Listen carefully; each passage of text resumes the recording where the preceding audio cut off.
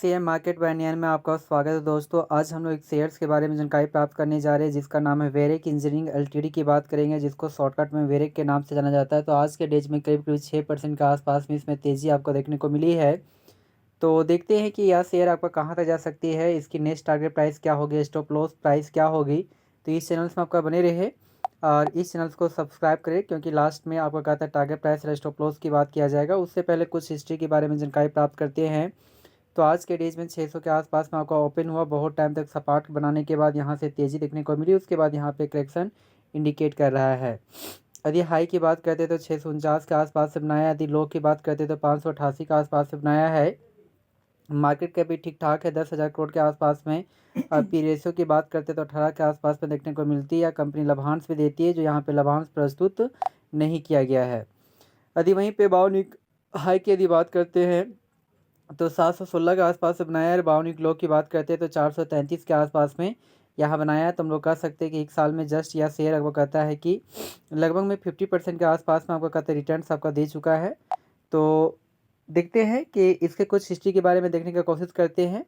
तो यदि यहीं पे 5 डेज़ के डाटा को चेक किया जाए तो 5 डेज़ में कुल मिलाकर जो आपका रिटर्न जो देता है इस ईयर में, वो आपको कहता है कि 7.5% के आसपास में देखने को मिल रही है, जो लगातार बहुत टाइम तक सपाट बनाने के बाद यहाँ से थोड़ा सा आपका कहता है तेज़ी देखने को मिली थी। यदि एक मंथ के डाटा को चेक किया जाए तो एक मंथ में बहुत ही अच्छी रिटर्न्स है, जिसमें आपको कहता है कि 22.5% के आसपास में आपका तेज़ी देखने को मिली है।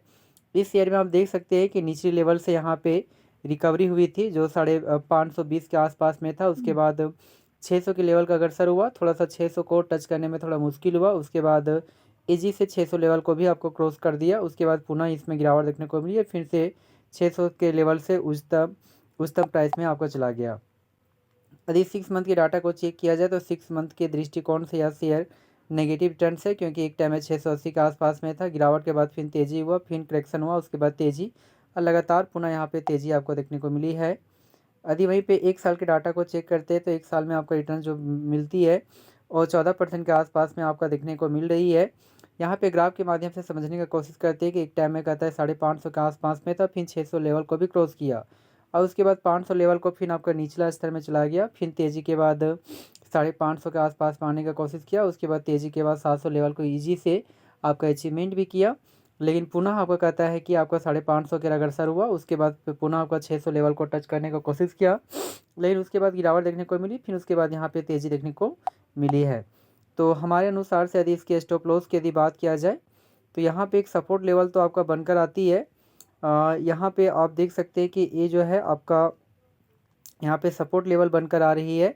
तो हमारे अनुसार से जो नेक्स्ट आपका कहता है कि इसका स्टॉप लॉस की यदि बात किया जाए तो 560 के आसपास आपका बनकर आती है। तो हमारी जो स्टॉप लॉस आपका बनकर आती है 560 के आसपास में बनकर आ रही है।